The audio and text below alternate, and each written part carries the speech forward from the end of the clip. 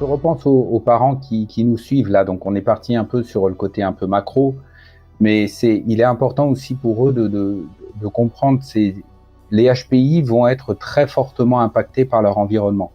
Les jeunes HPI sont ultra lucides de ce qu'il y a autour d'eux. Et encore plus qu'avant, on ne doit pas leur mentir. C'est-à-dire, on ne doit pas essayer de les enfermer dans un environnement qui serait une sorte de cocon bénéfique pour se grandir, etc. Oui, c'est bien jusqu'à un certain âge, mais très rapidement, moi, j'ai une fille qui a 12 ans, à 12 ans, elle a complètement compris comment fonctionne l'environnement. Je la protège encore, hein, parce qu'il faut protéger les enfants, bien sûr, de la violence intrinsèque du monde. Mais c'est des enfants qui actuellement sont dans un monde, comme je disais, qui est liquide. Et Bauman disait, c'est un monde liquide. Il faut absolument les préparer à naviguer.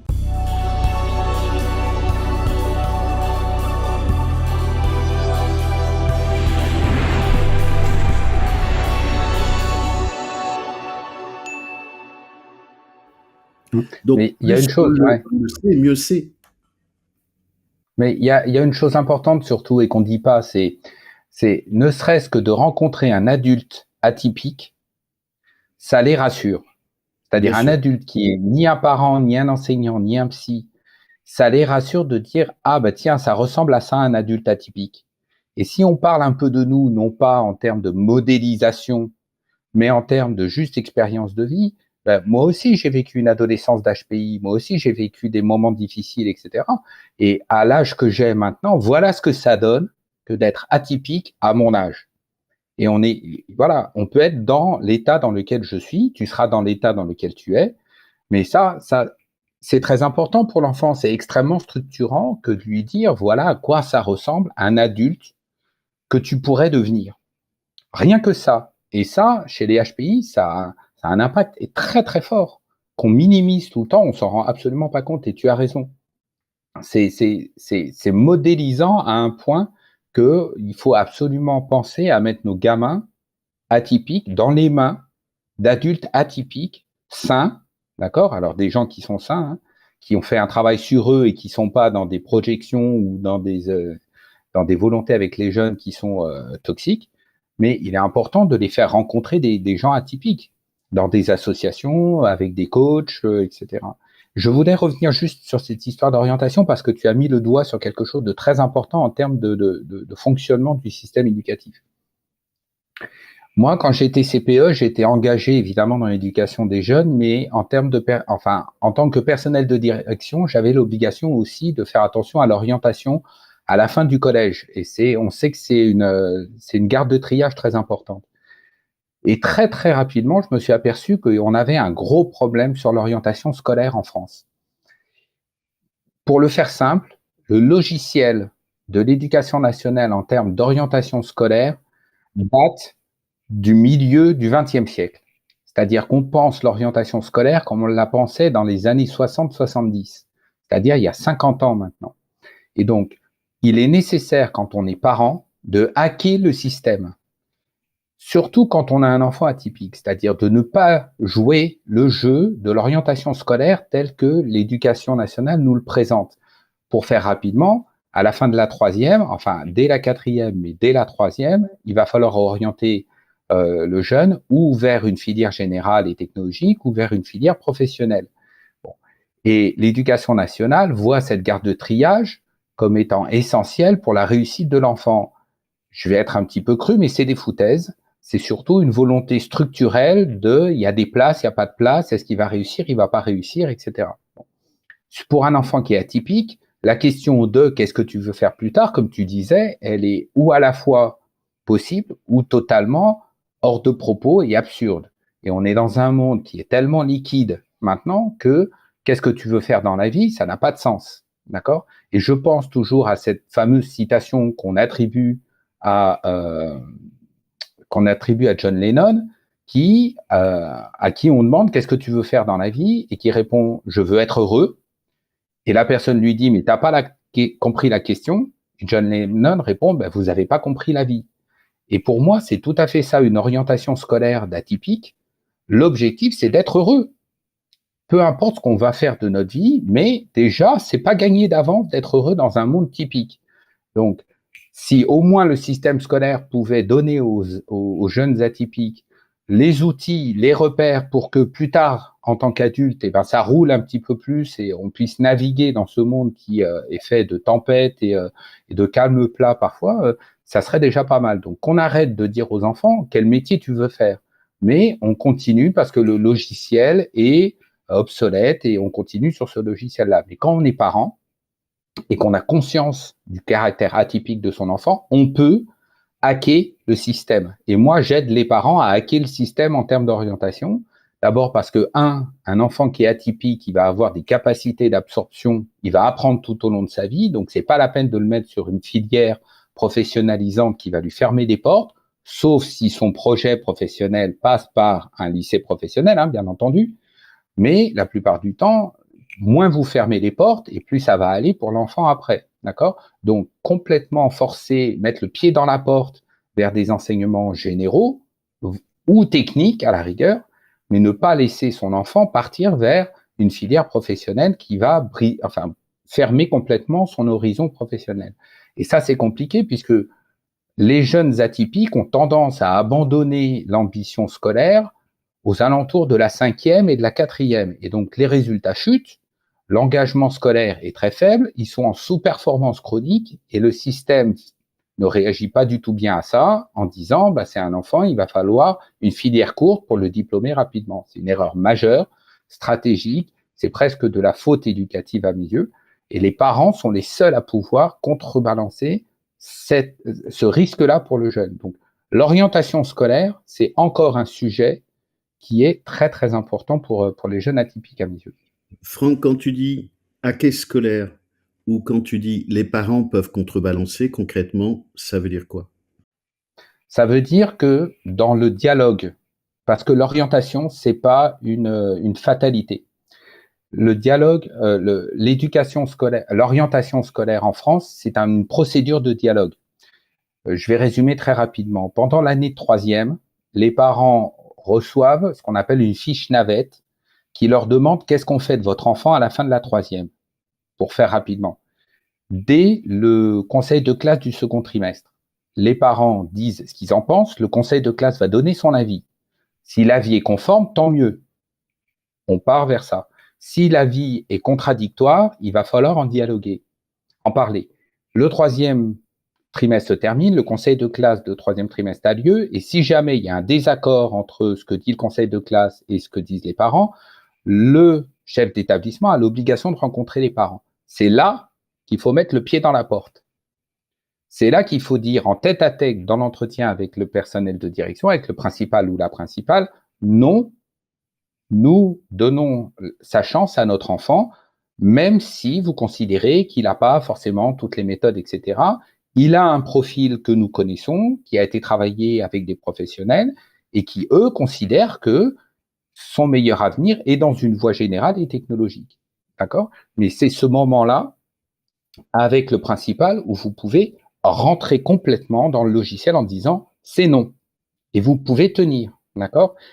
Et il y a une procédure qu'on appelle une procédure en appel. Si vous n'arrivez pas à vous mettre d'accord avec le chef d'établissement, d'accord, vous passez devant un comité d'orientation en appel où il y a des professionnels, il y a un inspecteur de l'orientation, moi j'en ai fait partie plusieurs fois, où là vous défendez votre cas véritablement en disant pourquoi vous souhaitez que l'enfant passe plutôt en général.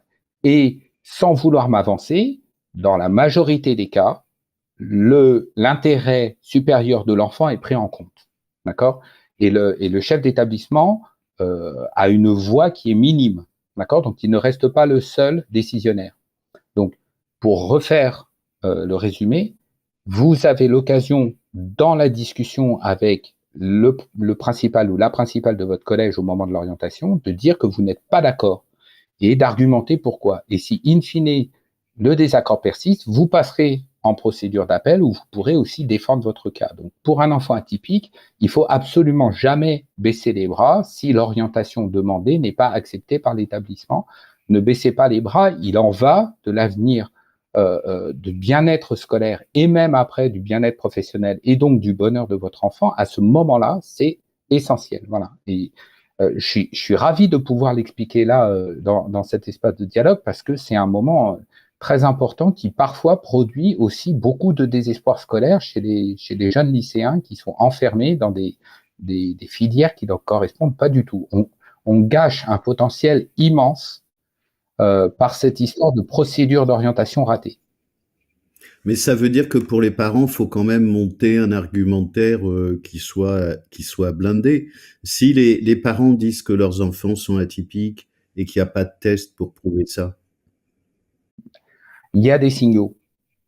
D'accord? Si les parents disent qu'il est atypique, c'est qu'ils s'appuient sur des signaux. Il y a quelque chose qui s'est passé dans la scolarité. Il y a quelque chose qui s'est passé dans le comportement. Et c'est là où j'aime beaucoup l'approche américaine et canadienne du haut potentiel. C'est que le haut potentiel, ça n'est pas un HQI, comme tu le disais, c'est un parcours de vie, c'est des réalisations, c'est des comportements, d'accord? Oui. Et en France, on n'est pas du tout là-dedans parce qu'on focalise à mort sur le test de QI. Le HPI, c'est un parcours de vie, c'est un comportement, c'est holistique. D'accord? C'est toute la personnalité, plus son environnement. On va pas rentrer dans les anneaux de Renzulli ici, mais c'est vraiment ça, l'idée.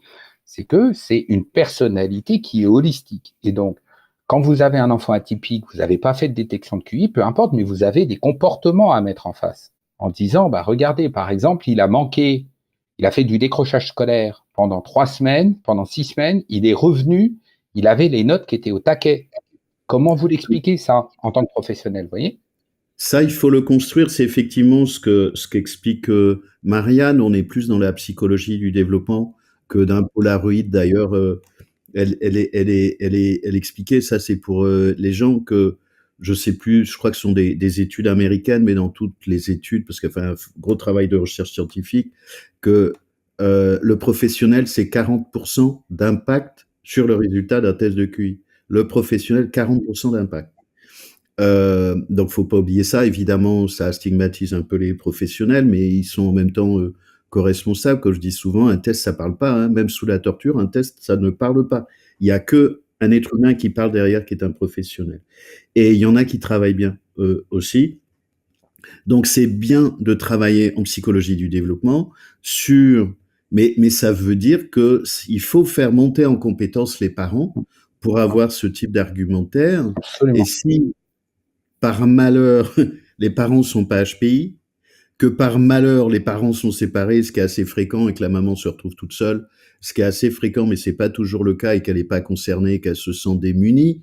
En fait, ça vient faire écho en rétro-boucle sur son histoire de sa personne, de sa défaillance, de ses échecs, et tous ces trucs de merde malheureux, mais effectivement le cas. Donc c'est là que c'est aussi important d'avoir des professionnels comme toi, ou comme moi, ou comme d'autres, peu importe pour autant qu'ils bossent bien, pour avoir un étayage structurant et structurel, pour avoir des propos qui soient aussi digestes et acceptables par les équipes et les professionnels en face, comme moi je l'ai avec des entreprises ou des psys ou des médecins ou des psychiatres, ou enfin avec des professionnels des ressources humaines ou de santé ou dans les entreprises. Beaucoup, quand j'ai commencé à travailler il y a plus de 15 ans, qui me disaient, mais on n'a jamais trouvé quelqu'un qui nous amène du matériau et des arguments opératoires. Ça peut pas être le champ de la plainte. C'est pas le mur des Non. lamentations, c'est pas acceptable. C'est pas les alcooliques anonymes, c'est pas Non. acceptable. Donc, il y a quand même un boulot pour les parents où on présente pas les choses n'importe comment. Il faut Ouais. vraiment étayer ça d'éléments opératoires, factuels, concrets. C'est pas gagné quand tu as le ventre en feu. Ouais, mais moi je pense on a une grande responsabilité, des gens comme toi, moi et nos autres collègues. C'est on, on, on a vécu en France, allez, on va dire 60 ans d'hiver sur le HPI. On est sorti un tout petit peu grâce à Jean-Charles Terrassier à la fin des années 70, où il a réussi à mettre le sujet des enfants surdoués sur la table, mais du versant pathologique. Et donc on subit aussi un petit peu ça. Mais pour parler très clairement, quand on regarde l'histoire du HPI dans le monde, hein, parce que le HPI, ça existe depuis la Grèce antique. Hein. Du HQI, tu veux dire? Oui, du HQI ou même le HPI. Enfin, il n'y avait pas de Il y a HQI les deux. pendant Socrate. Hein. Oui, oui, bien, je suis d'accord. Mais on est toujours dans la confusion Oui. des deux typologies de population, qui fait que tantôt on parle de l'un, tantôt on parle de l'autre, Hum, sans nommer les typologies de population. Et en plus, pour faciliter les choses, il y en a qui sont hybrides, qui sont et hum, HPI et HQ. hum. Et c'est pour ça Oui, qu'il y a du débat, mais on pourrait supprimer trois quarts des débats juste si en on France. rajoutait cette carte-là. Absolument. Mais pour reprendre, on trimballe avec nous un boulet psychologique qui nous empêche de réfléchir sereinement, qui est l'égalitarisme en France. Oui, C'est-à-dire c'est un que il système y a, soviétique. On est dans un pays soviétique. Pardon, hein, on va ouais, gagner du. bon. Je prends, Enfin, j'y vais un peu à la hache. ben, en fait, si on regarde, on est quand même traumatisé par la Seconde Guerre mondiale et par l'eugénisme nazi. Et donc, le monde qui s'ouvre dans les années 50 et 60 refuse totalement toutes les thèses sur la personnalité ou sur les profils qui favoriseraient un nouvel eugénisme. Et le HPI, je veux dire, le haut potentiel, quel qu'on l'appelle, je veux dire, le fait d'avoir du potentiel, des capacités cognitives ou un potentiel créatif, etc., vient chatouiller complètement cette crainte de l'eugénisme dans l'imaginaire politique et sociologique de notre civilisation. Donc, on est dans cette période-là où il ne faut surtout pas parler de ce qui pourrait faire des différences entre les gens et notamment provoquer de nouveau un élitisme mortifère au sein de notre civilisation. Mais en fait, on est pollué par ça de façon idiote. Parce que la Oui, volonté, c'est la compréhension des gens, c'est pas de créer des sociétés supérieures. Il n'y a pas de race supérieure parce qu'il y a des gens qui ont du haut potentiel. Au contraire, pour moi, c'est des pépites qu'on devrait injecter dans la société et injecter dans les entreprises parce que c'est des activateurs de performance phénoménaux. Mais bon, ça, c'est encore un autre débat. Mais on est encore dans cette période-là où on a peur de l'élitisme à la française. D'accord. Et on est dans un égalitarisme. Bon. Heureusement, on est peut-être tout doucement en train de sortir de ça dans le sujet de l'inclusion. D'accord. Il faut faire entrer le haut potentiel, le HQI, le HPI, tout ça, la douance, dans le débat sur l'inclusion hors pathologie. Parce que ça, c'est très important aussi. Et hors des pathologie. gens, voilà, des professionnels comme toi et moi, on a une grande responsabilité. On s'en parlait hors micro. C'est une mission. On a une mission de vulgarisation, c'est-à-dire d'information, d'éducation de la population. Alors, de la population tout entière, peut-être si on peut, mais au moins des gens concernés. Il faut qu'on mette en œuvre des outils de vulgarisation. Toi, avec ta chaîne YouTube, et bravo pour tout ce que tu fais, vraiment, et je suis ravi d'être là, avec des podcasts, avec tous les articles LinkedIn qu'on peut mettre en ligne. On a besoin, en fait, de faire connaître ce sujet de façon apaisée, de façon sereine, parce que les parents vont absorber complètement ça. Et notre première mission, c'est, une fois on nous laissera faire, parce qu'on en a des briseurs de potentiel, hein, on a des détracteurs idiots tout le temps, on a des trolls, on a des gens haineux face à nous. Mais ça va un petit peu mieux, et dès que l'horizon va s'éclaircir un tout petit peu, la mission numéro 1, c'est de mettre à disposition publique toutes les informations nécessaires pour sortir de ce brouillard, sortir de cet hiver en fait glacé sur le Oui, profil du haut potentiel. Et, on est absolument d'accord, Fabrice, sur le fait que dès que les parents vont commencer à avoir des informations et vont s'auto-éduquer, là, on va pouvoir faire un travail sur qu'est-ce que c'est qu'un enfant atypique et sortir même du, du test de QI qui est si important parce que, en fait, il crée beaucoup d'incompréhension et il fait aussi beaucoup de dégâts. oui. Juste, mais je le mettrai sur la chaîne. Vous m'avez invité avec Christine pour pour une interview, donc on pourra le compléter dans les ressources. Et Oui, je mets aussi l'intervention que j'avais fait à la SF Coach. sur l'accompagnement. Et je voudrais dire une chose qui est aussi importante, c'est que il s'agit pas de faire du ségrégationnisme, c'est-à-dire que tout le travail qu'on fait pour la neurodiversité, les gens qui sont différents, c'est tout bénéfice pour tout le monde. Évidemment que n'importe quel enfant peut bénéficier de ces dispositifs, c'est-à-dire qu'il ne suffit pas d'être surdoué pour être singulier ou décalé. On peut prendre les intelligences multiples de Howard Gardner. Ça ne caractérise pas les surdoués, au cas où il y a des gens qui douteraient de ça. Mais pour autant, si on enlève ça comme quelque chose qui caractériserait les surdoués, ce qui n'est absolument pas le cas, ça donne des formes d'intelligence singulières qui concernent tout le monde. Et les intelligences de Gardner sont tout à fait intéressantes pour donner de la valeur aux gens et de la valeur aux enfants, indépendamment d'être atypique ou surdoué. Donc, on peut avoir d'autres formes de singularité. Moi, je trouve des gens neurotypiques plus intelligents que certains surdoués, en fait. Une autre chose aussi, c'est pas parce qu'on est surdoué qu'on est gentil et parfait, pas du tout, hein. Il y a Ah des non. tordus, des pervers, il y a des manipulateurs. Ça ne relève pas de la douance. Ça relève d'autres choses. Mm. Ça fait pas partie de la cartographie de la douance, mais Ah. pour des gens qui rêveraient un peu, ça c'est pour les histoires de couple aussi ou autre chose, c'est pas parce que quelqu'un a plus de 130 qu'il est parfait, pas du tout. Il peut être tordu et manipulateur comme dans tous les mondes. Ça le rendra encore plus performant, ça le rendra encore plus dangereux. Et il y a aussi des pervers dans ce monde-là, mais pas du fait de la douance, du fait que ça peut concerner tout le monde, HPI ou pas. J'essaie de ramener des nuances un peu partout, mais le travail qui est fait pour des gens qui sont différents, c'est tout bénéfice pour tout le monde. C'est-à-dire prendre en compte des singularités, des formes de dons, indépendamment de QI, des formes de dons que plein de gens peuvent avoir. Moi, j'ai plein d'amis qui sont pas atypiques, qui sont pas HQI et qui ont des dons magnifiques, magnifiques, et qui ont des formes d'intelligence magnifiques.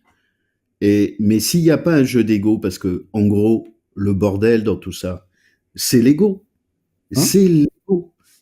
C'est ce putain d'ego qui vient faire chier tout le monde et qui donne prétexte à tout et n'importe quoi dans les discours. Pardon, mais c'est quand même horrible s'il y avait un peu plus de respect, de, de bienveillance, même s'il y en a de véritable bienveillance, c'est pas de trucs Mm. de surface ou d'altruisme. Bah, ça serait différent. C'est-à-dire, est-ce qu'on cherche à faire le bien ou est-ce qu'on cherche à faire le mal? C'est quand même une question structurante et structurelle depuis un certain nombre de siècles. Par les temps qui courent, on est passé plutôt après le siècle des Lumières, dans le siècle des ténèbres. Donc, Ouais. évidemment que les atypiques, mais on peut voir aussi les autistes qui peuvent être un peu plus démunis, mais un peu plus pour eux, font symptôme de cette société qui s'effondre. Mais comme toute chose qui s'effondre, ça va créer une renaissance. Mm. Ça s'appelle une apocalypse, hein, c'est la fin d'un temps. Il y a aussi un sentiment d'épiphanie, ça veut dire aussi une révélation, mais c'est quand même plus sympa, surtout que là on y arrive sur l'épiphanie. Donc l'épiphanie, le sentiment d'épiphanie, allez voir pour les gens qui connaissent pas ça, c'est une espèce de révélation, c'est la dernière partie du puzzle pour refaire le kaléidoscope. C'est de ça dont ont besoin des atypiques. Ils n'ont pas besoin d'être réparés, ils ont besoin d'avoir toute l'image de l'épiphanie, c'est waouh, ça y est, j'ai compris. Mais j'ai compris pour trouver des solutions, pour corriger ma vie, pour m'adapter. T'as des enfants, t'as dû avoir l'expérience, et moi je l'ai eu, ils sont dans la merde, ils sont en situation absolument terrible, et puis un an, 2 ans, 3 ans après, ils ont fleuri, ils ont trouvé leur route, et ils foncent. Et ils foncent, et ils sont méconnaissables. Oui, c'est extraordinaire. En fait, le mot-clé, c'est l'enrichissement collectif.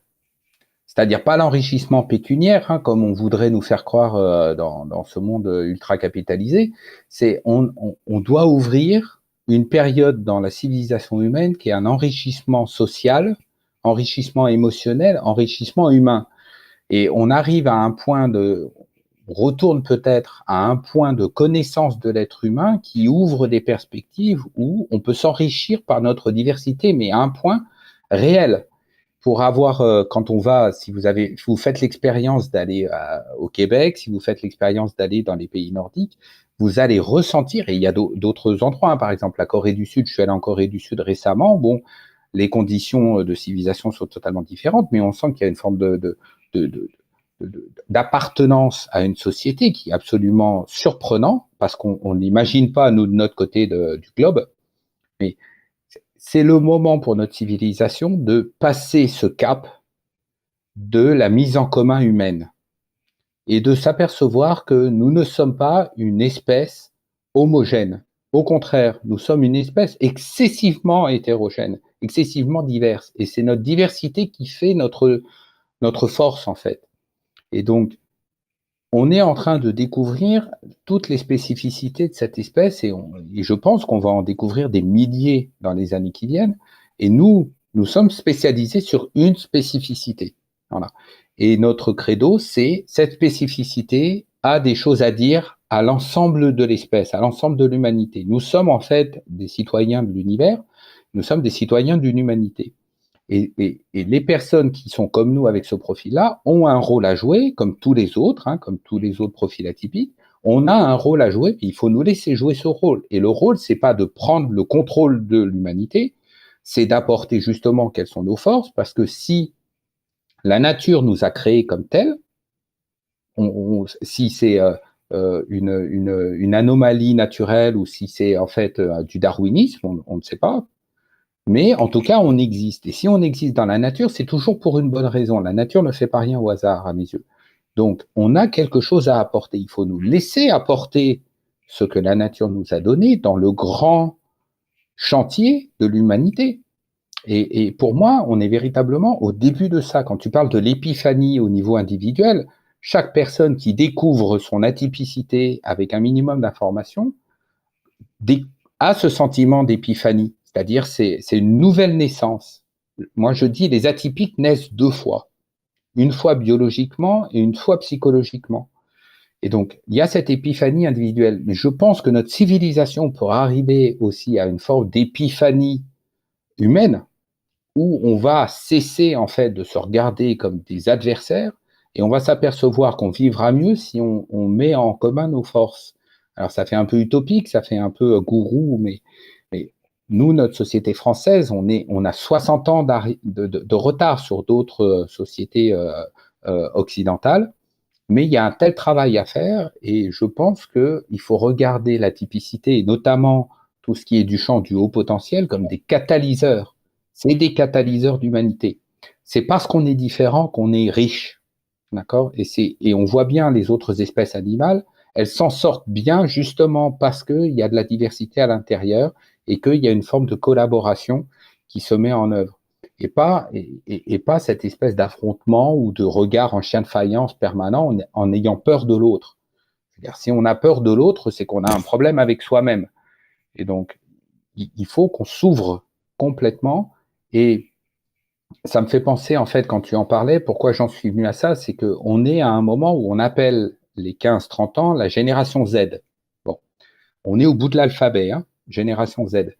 Et cette génération, elle a quelque chose d'un petit peu surprenant. Nous, avec Christine, on travaille aussi sur ça. On est pionniers sur l'approche de la génération Z, mais il y a tellement de points communs avec les hauts potentiels parce que la génération Z montre des signes d'acclimatation, d'adaptation à un environnement qui s'est transformé dans les 30 dernières années. Ils sont très, très différents et c'est ça qui crée un peu des chocs générationnels. Mais la génération Z a cette ouverture pour tous les profils LGBTQIA et tout ce qui est aussi la nature et l'inclusion des profils atypiques, qui fait que les HPI et la génération Z ont beaucoup de choses en commun. Et alors, est-ce que ça serait pas le signal que notre civilisation, ou au moins notre société française, atteint un niveau où elle va peut-être pouvoir s'enrichir de sa propre diversité? Voilà. Et dans le travail que nous faisons tous ensemble, pour ma part, je suis véritablement sur ça, accueillir le plus les parents pour les informer, pour leur donner des modules opératoires, pour éviter de rentrer dans des impasses ou dans des pièges structurel avec l'éducation nationale, de ne pas rentrer dans cette espèce de cynisme absolument morbide de la peur les uns des autres, et faire écho, faire résonner en fait leurs jeunes avec la réalité d'un monde qui a besoin de ces profils-là. Voilà. Et donc c'est très important et on se rejoint totalement sur ça. Je pense que cette période s'ouvre et que on a besoin d'aller vers ça.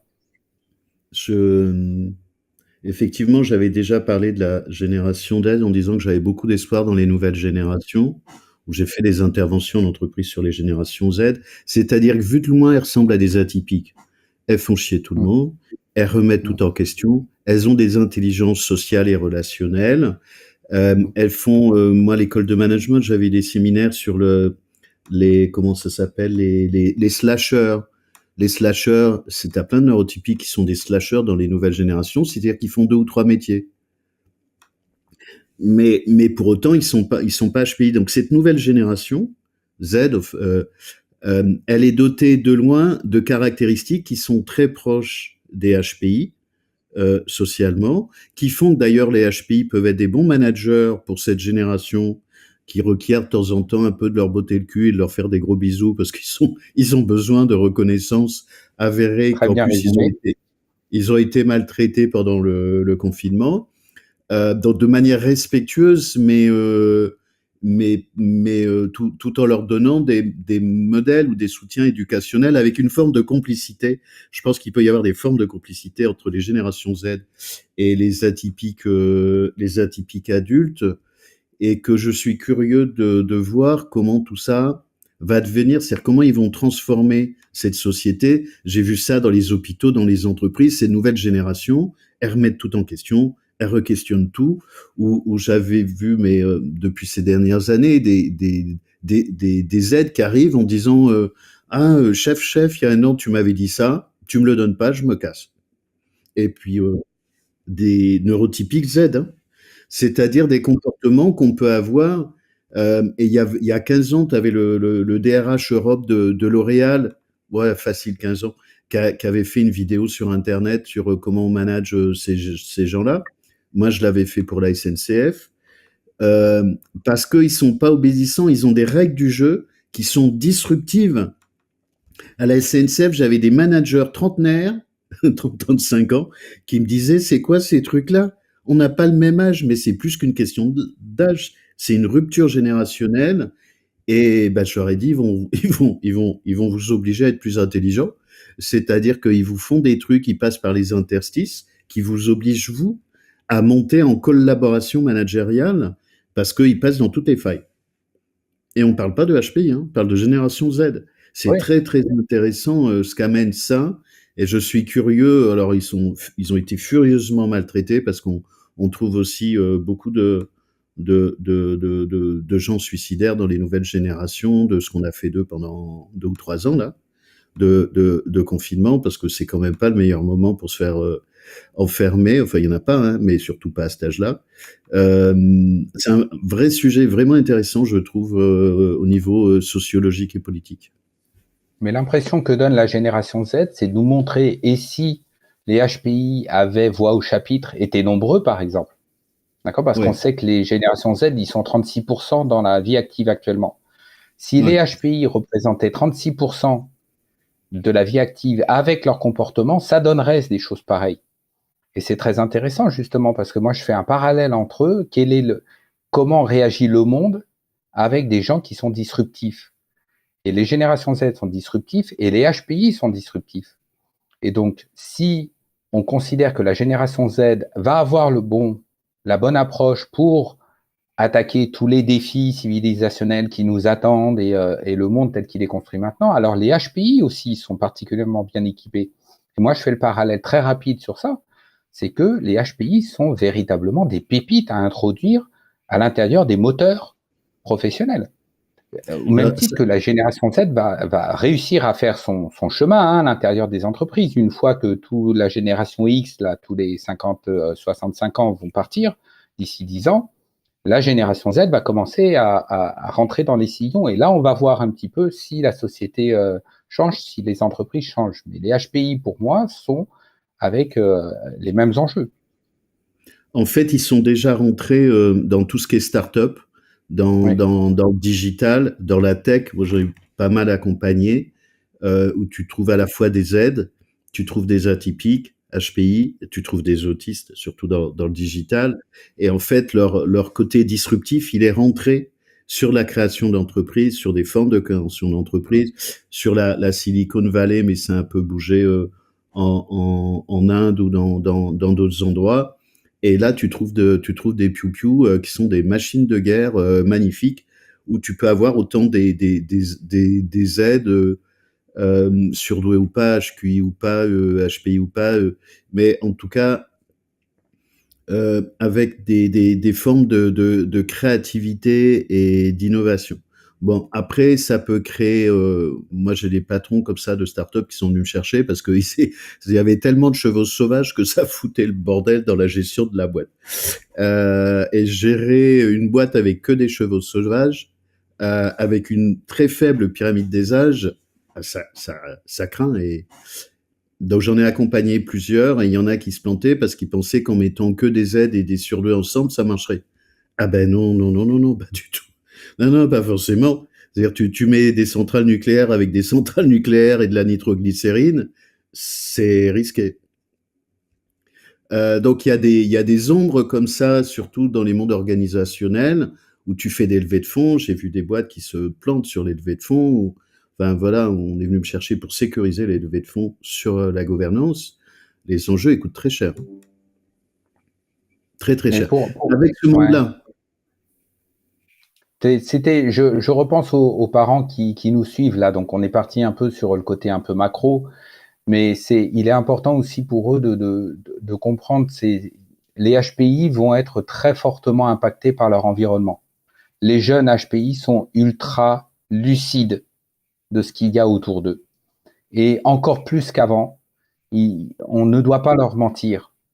C'est-à-dire, on ne doit pas essayer de les enfermer dans un environnement qui serait une sorte de cocon bénéfique pour se grandir, etc. Oui, c'est bien jusqu'à un certain âge, mais très rapidement, moi, j'ai une fille qui a 12 ans. Enfin, à 12 ans, elle a complètement compris comment fonctionne l'environnement. Je la protège encore, hein, parce qu'il faut protéger les enfants, bien sûr, de la violence intrinsèque du monde. Mais c'est des enfants qui actuellement sont dans un monde, comme je disais, qui est liquide. Et Bauman disait, c'est un monde liquide. Il faut absolument les préparer à naviguer. Et la génération Z se prépare à naviguer malgré ce qu'on a pu leur enseigner dans le système éducatif, qui lui, par contre, est dans un monde extrêmement solide, n'a toujours pas fait la transformation en grande partie. Mais les jeunes HPI, ils sont dans un environnement qui est extrêmement liquide. Et je pense que non seulement il est liquide, mais devant, c'est les tempêtes qui s'annoncent, hein, et pas que les tempêtes comme à Mayotte, les tempêtes idéologiques, les tempêtes économiques, les tempêtes sociologiques, civilisationnelles. Il faut les aider à apprendre à naviguer.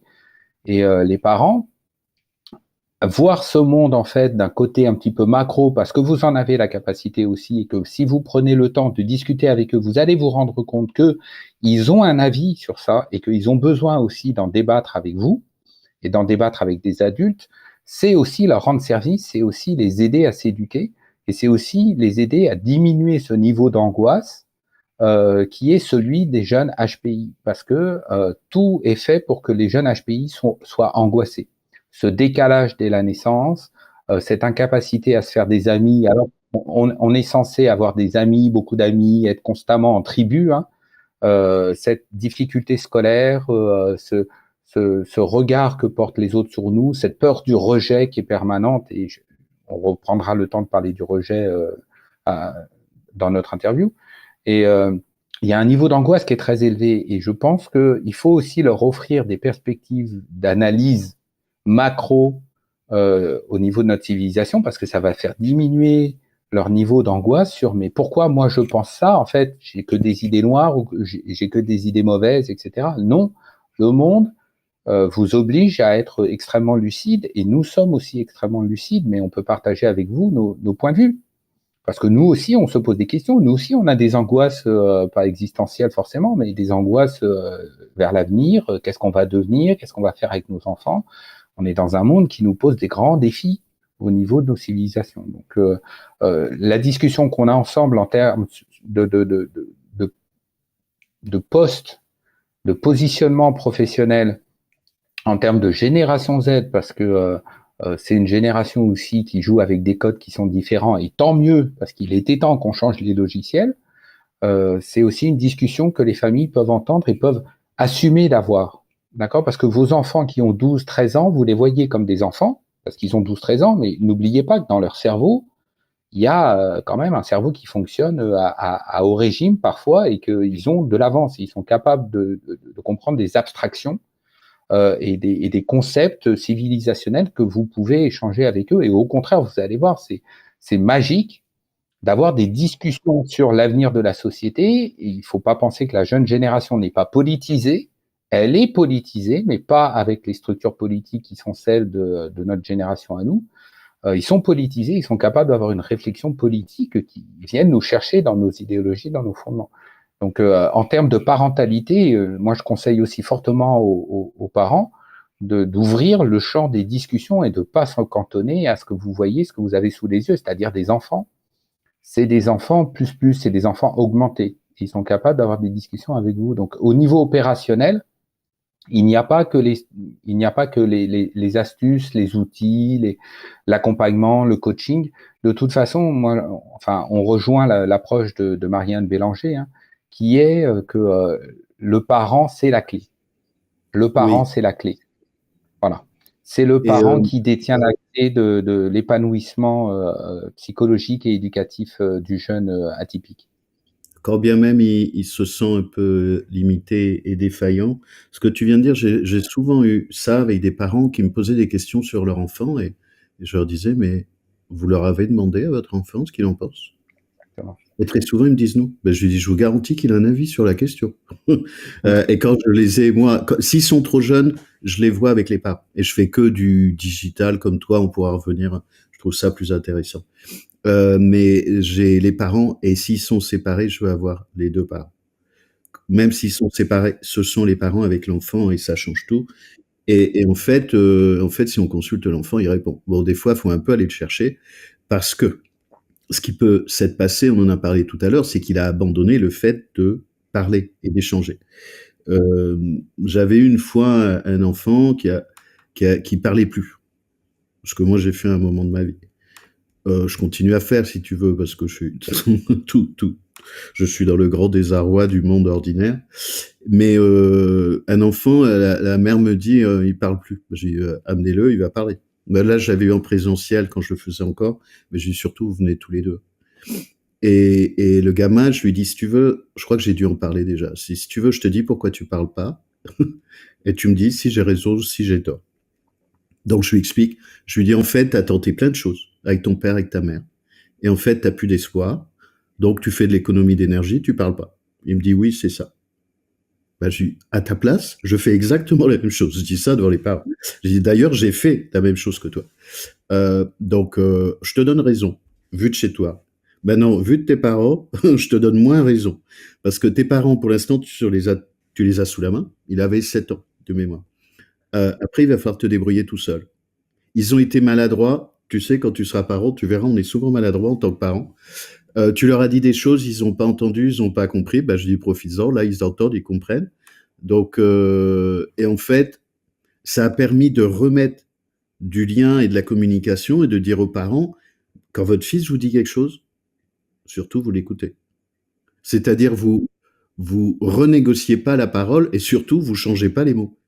Parce que quand un atypique, il parle, c'est au mot près. Et plus il est Mm. THPI, plus c'est au mot près. Donc il s'agit pas de changer un mot et d'aller l'écouter, d'aller chercher des explicitations. Et très souvent, il y a des atypiques qui ne parlent plus parce que ça sert plus à rien. Comme d'autres vont le faire avec des psys, des professionnels, des médecins, parce que tu te dis, il faut que j'aille le réparer, il a pas tout compris. Ce qui est en général ce qui se passe. Donc ça, c'est normal. Et pour les parents, consultez vos enfants. Ils ont des trucs à vous dire. Mais il faut bien que vous sachiez aussi que un enfant, en particulier pour les THPI, qui est une autre de mes particularités de travail, à 3 ans, il a déjà scanné les parents. 3 ans. À 3 ans, il a scanné les parents, des fois à 2, et s'est dit putain ça va être le bordel. Il le dit pas forcément comme ça, mais je vais galérer. C'est-à-dire que l'enfant, je m'adresse aux parents, il vous a déjà scanné très jeune, largement avant 6 ans dont on parle pour le test de QI. S'il était HPI, il vous a scanné depuis l'âge de 2 ans, même peut-être avant. En général, il a un avis averti, il a une cartographie du bien et du mal. Si vous trichez, si vous mentez, si vous avez des vibrations, au mot près, il vous a scanné. Il vous connaît par cœur. Si c'est un garçon, il va un peu plus s'autoriser à vous manipuler qu'une fille, mais le racontez pas de conneries, il vous a déjà scanné, il sait déjà comment vous retourner. Donc, parce que ça fait partie du modèle. Peut-être vous pourriez gagner à parler en transparence, et ça n'exclut pas que vous n'êtes pas parfait, parce que moi je me considère pas être un bon parent, parce qu'un bon parent ça n'existe pas, on fait ce qu'on peut avec nos maladresses ou nos incompréhensions, mais ce qu'il va vouloir c'est plutôt l'honnêteté, de la transparence et de la vérité, parce que déjà quand vous parlez, s'il était HPI, il sait où vous allez aller, il sait ce que vous allez dire, il sait ce que vous n'allez pas dire, il sait pourquoi. Mais ça, être authentique quand on est parent, c'est le b.a.-ba pour un HPI. C'est un enfant qui est tellement lucide en face, qui a des scanners qui sont tellement ouverts, un système empathique qui est tellement à tous les vents, et un cerveau analytique qui est tellement performant que prendre le risque de ne pas être authentique avec lui, c'est en fait s'auto-décrédibiliser instantanément. Plus vous allez Oui. être authentique, et plus il va connecter avec vous. Faut rajouter aussi une autre chose, c'est que je parle toujours pour les atypiques, ils ont une posture de parentalisation. Donc ils vont être parents de leurs parents. Ils vont essayer de sauver la famille. Ils vont essayer de sauver les parents, et puis très souvent il y a un parent qui se comporte pas bien, euh, soit parce qu'il y a des problèmes de pathologie, il y a des problèmes d'aller voir ailleurs, de tromperie ou autre. Donc il est assez fréquent que des parents, pas tout le temps, hein, ce qui est rassurant, mais fréquent quand même, que des parents se comportent avec leurs enfants atypiques comme un enfant avec un adulte. Lequel parent atypique, il y a des travaux sur la parentification au-delà de la parentalisation, mais ça, j'invite, j'ai ma caméra qu'on a marre de travailler. Les gens pourront trouver des choses là-dessus sur la parentification, c'est comment cet enfant, dans la manière dont il scanne le monde, va essayer de sauver le monde parce qu'il se sauve lui, parce qu'il dépend de ce monde, ce que tu disais tout à l'heure, et de son environnement, mais déjà d'un environnement insécure, et doit être très vite devenir adulte avec tous les dommages associés. Évidemment que ça produit un animal en mode survie, évidemment que ça augmente ses capacités cognitives et ses scans, et de la manière dont il va télécharger le monde, et il va essayer de sauver, y compris quand je parle de parentalisation, parentification, qui sont deux sujets différents, de sauver l'arbre généalogique. L'arbre généalogique, il y a des filles qui décident de pas avoir d'enfants pour pas reproduire les trucs de merde qui sont pourris, qui sont passés, euh, qui décident 2 ans, 3 ans, 4 ans, 5 ans de rompre la chaîne. C'est Hein. des postures d'adultes. Donc c'est sûr que ça met en question les parents. C'est sûr que ça fragilise les parents. C'est sûr que ce sont des emmerdeurs ou vécus comme tels. Non pas que c'est l'intention. Ça, c'est l'échange qu'on a eu avec Marion Quirk dans l'interview précédente sur l'éducation en France ou en Suède. Ils n'ont pas l'intention de foutre le bordel. Ils ont besoin de sécurité, ils ont besoin d'authenticité, ils ont besoin de cohérence, ils ont besoin de congruence. Donc, bien sûr que ça vient toucher les parents dans leur partie de parentalisation, mais ça vient toucher les parents dans l'enfant qu'ils ont été, et possiblement les traumas Voilà. qu'ils ont eu, et aussi les jeux de projection et de miroir plus ou moins déformants. Bien sûr que c'est un gros bordel tout ça. Bien sûr que c'est mieux si on peut se faire aider. Bien sûr que c'est mieux si on clarifie. Bien sûr que c'est mieux si on le fait ensemble. Je te donne un exemple d'une maman qui était venue sur un de mes bilans et qui m'a dit, bah, Fabrice, on a pu travailler avec mes filles. Et par exemple, pour trouver des solutions, et ben, elles ont décidé que dans la période quand elles ont leur règle, un truc aussi qui rajoute du bazar au bazar pour les filles, et ben elles ont décidé que quand elles avaient leurs règles les unes et les autres, elles mettaient, je sais plus, une boule de couleur, et qu'elles décidaient ensemble qu'il n'y avait aucun sujet conflictuel quand l'une ou l'autre avait ses règles ou était en période prémenstruelle. Elle dit ça nous a changé la vie. Donc concrètement, quand je dis ça, c'est que c'est pas pour se gargariser avec une étiquette à la con, parce que ça n'a aucun intérêt. Enfin, aucun intérêt. Sauf pour les gens qui sont pas atypiques parfois. C'est surtout pour trouver des solutions concrètes, pratiques sur comment on peut mieux vivre ensemble, comment on peut mieux vivre ensemble en famille, enfants-parents, comment on peut mieux interagir avec des organisations, des institutions, que ce soit l'école, l'entreprise ou des associations, parce qu'il y a aussi ça dans les associations. C'est trouver des solutions concrètes, mais ça vaudrait pour tout le monde. Enfin, depuis 30 ans que je fais du coaching, on a plein d'outils, comme tu peux avoir, qui peuvent servir pour tout le monde tout le temps. Enfin, c'est pas réductible aux atypiques. Non, bon, c'est pour illustrer que le but, c'est de trouver des solutions pour mieux vivre dans la vie.